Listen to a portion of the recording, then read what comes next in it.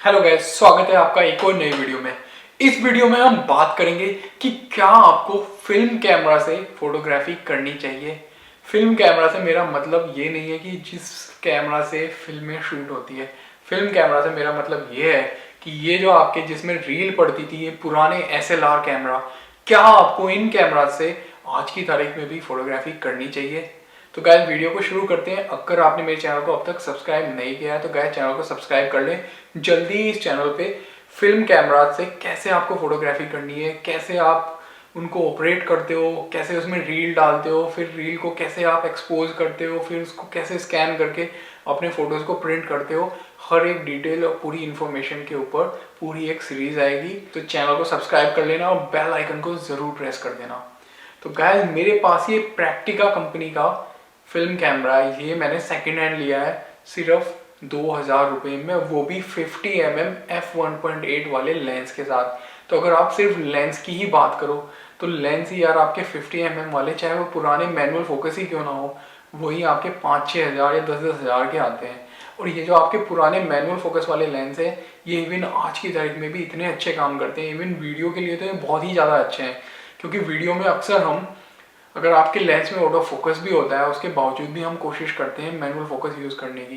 तो अगर आप ऐसे पुराने लेंसेज को अपने नए कैमरा में यूज़ करोगे वीडियो में, तो आप बहुत ही बेहतरीन रिजल्ट ला सकते हो। और ये जो पुराने लेंसेज होते थे, इनकी क्वालिटी नए से ज़्यादा अच्छी होती थी, क्योंकि इसमें जो कांच और जिस तरीके से इसकी डिज़ाइनिंग होती थी वो आज वाले लेंसेज के मुकाबले बहुत ज़्यादा बेहतर होती थी।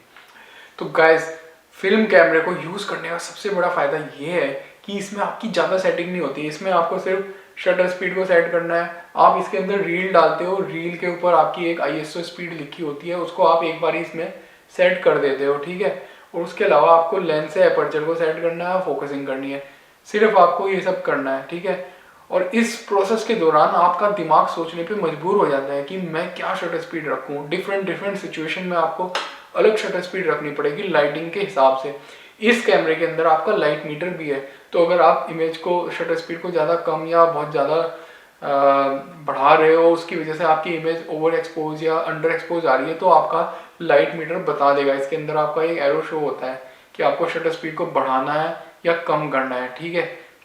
तो उससे आपको समझ में आएगा कि मेरे को डिफरेंट सिचुएशन में क्या शटर स्पीड रखनी है, ठीक है, क्या मेरे को अपर्चर रखना है। तो आपको फोटोग्राफी की बेसिकली बहुत ही बेहतरीन समझ हो जाएगी। DSLR से यार आपको इतना समझना नहीं पड़ता। DSLR आपका आधे से ज़्यादा काम खुद ही कर देता है। अगर आपने अपने कैमरा को अपर्चर प्रायोरिटी मोड में डाल दिया तो आप सिर्फ अपर्चर को सेट करते हो, ISO और बाकी सारी चीज़ें कैमरा कर देता है, ठीक है। अगर आपने उसको कैमरे को ऑटो मोड पे डाल दिया तब तो आपको कुछ भी सोचना नहीं पड़ता, आप सिर्फ देखते हो और फोटो क्लिक कर देते हो। तो बेसिकली आपका DSLR भी फोटो कैसे क्लिक कर रहा है वो आपको कभी समझ नहीं आएगा। जब आप इस टाइप के फिल्म कैमरा यूज़ करोगे तो आपको फोटोग्राफी की एक एक बारीकी चीज़ों की बहुत अच्छे से समझ होगी। आप इन्हें यूज़ कर लोगे तो उसके बाद आप कभी भी ये नहीं पूछोगे कि मुझे इस सिचुएशन में क्या सेटिंग रखनी है, बल्कि इनमें आपकी ज़्यादा सेटिंग होती ही नहीं। फोटोग्राफी में बेसिकली आपकी 3 ही सेटिंग होती है, शटर स्पीड, ISO और अपर्चर। इन्हीं तीनों से आपकी क्या फोटो में एक्सपोजर होगा वो तैयार होता है। और चौथी चीज़ होती है फोकस। फोकस आप इसमें अपने हाथों से कर रहे हो। सिर्फ फोटोग्राफी में ये 4 चीज़ें हैं, उसके अलावा कुछ नहीं है। अगर आप एक नया DSLR खरीदते हो गाइस, अगर आपने कभी फोटोग्राफी नहीं की तो आधे से ज़्यादा बच्चे तो यार जो पीछे उसके मीनू होता है, मीनू में सेटिंग्स में ही खो जाते हैं। उन्हें समझ नहीं आता कि मैं क्या सेटिंग रखूँ, कौन से मेनू में जाके क्या सेटिंग करूँ। कई बार आपकी कोई सेटिंग गड़बड़ा जाती है तो आप परेशान हो जाते हो, आप इंटरनेट पे सर्च करते हो कि कैसे मैं इस सेटिंग को सही करूँ, उस चक्कर में आप फोटोग्राफी को एंजॉय नहीं कर पाते।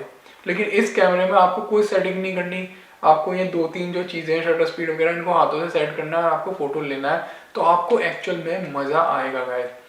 उसके अलावा गाइस दूसरी बात, क्योंकि इस कैमरे में आपकी रील पड़ती है, एक रील में आपके 36 फोटो आ जाते हैं, ठीक है, मैक्सिमम 36 आते हैं उसमें। तो आपने जब उसके अंदर अपनी रील को डाला है तो आप ऐसे ही अंधाधुंध कुछ भी कच कच कच कच कच ऐसे क्लिक नहीं करोगे फोटो। DSLR जब से आए हैं तो आपका रील का कंसेप्ट खत्म हो गया है, तो आप कितनी ही अनलिमिटेड उससे फोटो क्लिक कर सकते हो। तो होता क्या है कि मान लीजिए आपको कोई ट्रिप पे गए हो आप, ठीक है, तो आप उस ट्रिप में कई कई हज़ार फोटो खींच डालते हो। या मान लो आप एक बिल्डिंग के सामने खड़े हो, ताजमहल के ही सामने खड़े हो, आपने उसी के 100 फोटोज खींच डाले, फिर आप उन 100 में से सेलेक्ट करोगे और सेलेक्ट करने में भी आपका टाइम लगेगा। फिर सेलेक्ट करने के बाद आप उसकी फोटोशॉप में एडिटिंग करोगे, उसमें आपका बहुत टाइम खराब होगा। तो बेसिकली, और आपने जो फोटो खींचे 100 फोटो, तो उसमें आपका कितना टाइम गया, तो आप उस मोमेंट को एंजॉय नहीं कर पाते। इस कैमरे में रील के साथ सिर्फ 36 फोटो आएंगे। आप एक फोटो लो, लेकिन पूरी सेटिंग्स के साथ एकदम परफेक्ट फोटो लो, पूरी फ्रेमिंग करके। 10-10 फोटो एक जैसे मत लो, ठीक है। एक फोटो लो, परफेक्ट लो, और अपनी मोमेंट को एंजॉय करो। मान लो आप ट्रिप पे गए हो, आपने एक फोटो लिया, बस अपना उस जगह को एंजॉय करो, फिर एक नई जगह जाओ, वहाँ पे एक फोटो लो और उसको एंजॉय करो गैस। उसके अलावा गैस, जो आपकी डिजिटल कैमरा या मोबाइल हो गए, इसमें आपको जैसे ही आपने फोटो क्लिक किया तुरंत आपको देखने को मिल जाता है। तो आपको, आपके अंदर भी वो पेशेंस ना खत्म होती जा रही है। इस कैमरे में आप फोटो को पहले लोगे, फिर उसके बाद आप अपनी रील को डेवलप करवाओगे, फिर उसको स्कैन करके जब आप फोटो को देखोगे तो उस प्रोसेस में काफ़ी टाइम लग सकता है, ठीक है। मान लीजिए जो 36 फोटो को ही आपको शूट करने में मान लो 2 हफ्ते लग गए या 1 महीना लग गया, तो आप वो इंतज़ार करोगे कि हाँ यार, जब ये रील डेवलप होगी, मेरे फोटोज़ आएंगे, फिर मैं आपको देखने का इंतज़ार होगा, तो आपके अंदर एक पेशेंस आएगी जो कि हमारे अंदर से धीरे धीरे ख़त्म होती जा रही है। और जो इसको शूट करने में जो आपको अंदर से खुशी मिलेगी कि हाँ यार, मैंने मतलब कि बिना कुछ स्क्रीन को देखे, सिर्फ व्यू फाइंडर को देखना हो, कुछ मैंने सेटिंग्स की है, सिर्फ उसके भरोसे मैंने इतने सारे फोटोज़ क्लिक किए हैं, फिर मैं आप उनका इंतज़ार करोगे, या फिर जब वो फ़ोटो अच्छे आएंगे तो आपको एक बहुत ही अच्छी खुशी मिलेगी। क्योंकि इससे लिए हुए फ़ोटो में आप कोई फ़ोटोशॉपिंग नहीं करते, कुछ आप एडिटिंग नहीं करते। जो आपने करना है, फ़ोटो खींचते टाइम जैसे आपने फ्रेमिंग की है, जो आपने सेटिंग रखी है, उसी के ऊपर पूरे के पूरे फ़ोटो की क्वालिटी डिपेंड करेगी गाइस। एक और एडवांटेज गाइस इस वाले कैमरा का, अब मान लीजिए ये कैमरा तो 1975 में आया था। ये आपका पेंटाफोन करके कंपनी है, ये प्रैक्टिका कैमरा बनाती थी और लेंसेज भी बनाती थी। ये कंपनी अभी भी एग्जिस्ट करती है, लेकिन अब ये सिर्फ और सिर्फ लेंसेज वगैरह बनाती है, मैनुअल फोकस लेंसेज, और उनके लेंसेज बहुत अच्छे हैं इवन आज की तारीख में भी गाइस। लेकिन सबसे बड़ा फ़ायदा ये है कि आपके ये जो पुराने कैमरा है गाइस, ये इतने चीपली मिल जाते हैं गाइस, और ये सारे के सारे आपके फुल फ्रेम कैमरा है गाइस। इवन अगर आप आज की तारीख में कुछ लेटेस्ट कैमरा को खरीदने जाओगे तो वही कैमरे आपके 25-30 हज़ार के आएंगे। इवन आप सेकेंड हैंड कोई SLR भी लोगे तो वो भी यार आपका मतलब 10-15 हज़ार का आएगा। और मेन चीज़, अगर आपने एक पुराना DSLR लिया है, ठीक है, आप उसे लेटेस्ट DSLR से कंपेयर करो तो उनकी इमेज क्वालिटी में फ़र्क तो होगा। एक कैमरा जो 12 साल पहले आया था DSLR, और एक कैमरा जो आज की तारीख में 2022 में आ रहा है लेटेस्ट टेक्नोलॉजी में, तो उनकी इमेज क्वालिटी में बहुत ज़मीन आसमान का फ़र्क होगा। लेकिन अगर आप इन फिल्म कैमरा की बात करो, इसमें आपकी जो इमेज क्वालिटी है वो आपकी जो आप इसमें रील डाल रहे हो उसके ऊपर ज़्यादा डिपेंड करती है, और लेंस के ऊपर। तो अगर आपने अच्छा लेंस यूज़ किया है, ठीक है, और आप इसमें अच्छी वाली रील डालते हो, तो आपकी सेम इमेज क्वालिटी निकल के आएगी। चाहे आप 1930 का कोई बहुत पुराना कैमरा ले लो, उससे भी आप उतनी ही बेहतरीन इमेज निकाल सकते हो जितनी कि आप एक नए SLR से निकाल सकते हो। तो बेसिकली सबसे बड़ा फ़ायदा ये है कि मान लीजिए आपने आज की तारीख में ये पुराना SLR कैमरा लिया है, ठीक है, रील वाला, तो आज के 20 साल बाद भी इसकी इमेज क्वालिटी वैसी ही रहेगी और कुछ ऐसा एडवांसमेंट नहीं होगा, क्योंकि ये आपके फुली मैकेनिकल कैमरा है, इसमें आपका इलेक्ट्रॉनिक यूज़ नहीं होता। और गाइस, एक और इस वाले कैमरे का बहुत बड़ा एडवांटेज, क्योंकि ये आपका फुली मैकेनिकल कैमरा है, इसको बैटरी की ज़रूरत नहीं है गाइस। आपको इसको यूज़ करने के लिए ये आपका शटर स्पीड इससे सेट करो, ठीक है, इस वाले से आप ऐसे करके फिल्म को रिवाइंड करो, और ये आपका यहाँ पे शटर बटन हो गया, देखो खचैक करके आवाज़ आई, आपका फोटो क्लिक हो गया। तो आपके कैमरे में कोई बैटरी नहीं है, कुछ नहीं है, उसके बावजूद भी ये हमेशा काम करेगा। ये कैमरे बनाए इसलिए गए थे, प्रोफेशनल लोगों के लिए बनाए गए थे कि ये हमेशा काम करेगा। अगर आपके हाथ में कैमरा है और इसके अंदर रील है तो ये फ़ोटो क्लिक करेगा। लेकिन DSLR में यार, अगर आपकी बैटरी डेड होगी, बैटरी ख़त्म होगी, तो वो फ़ोटो क्लिक नहीं करेगा।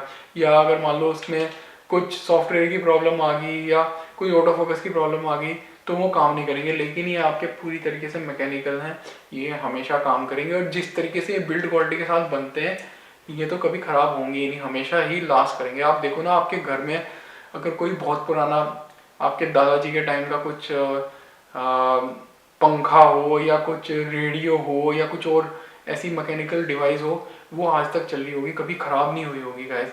ऐसे ही ये कैमरे हैं गाइस, और इनसे यार शूट करने के बाद एक अलग ही खुशी मिलती है।